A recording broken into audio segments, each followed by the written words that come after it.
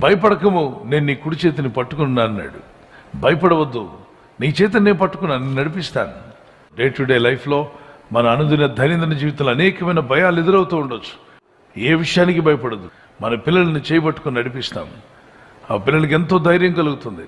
అలాగనే తండ్రి తన కుమారుడు చేయబట్టుకుని నడిపిస్తుంటే కుమారుడికి ఎక్కడ లేని ధైర్యం. అది అరణ్యమైనా, అది ఎడారి అయినా, అది రోడ్డు లేనటువంటి స్థలమైనా మన నాన్నగారు చేయబట్టుకున్నప్పుడు ఆ కుమారుడికి కానీ కుమార్తె కానీ చాలా ధైర్యంగా ఉంటుంది.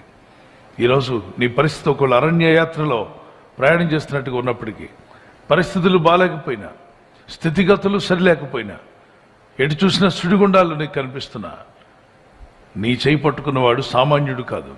సర్వశక్తుడు మీ చేతిని పట్టుకుని ఉన్నాడని నమ్ముచున్నాను వారు దేవునికి స్తోత్రం చెప్పండి. తండ్రి మన చేయి పట్టుకున్నప్పుడు చిన్నతనంలో మీరు ఎంత ధైర్యంగా ఉన్నారో అంతకంటే గొప్ప ధైర్యంగా ఉండండి. దేవుడు వాగ్దానం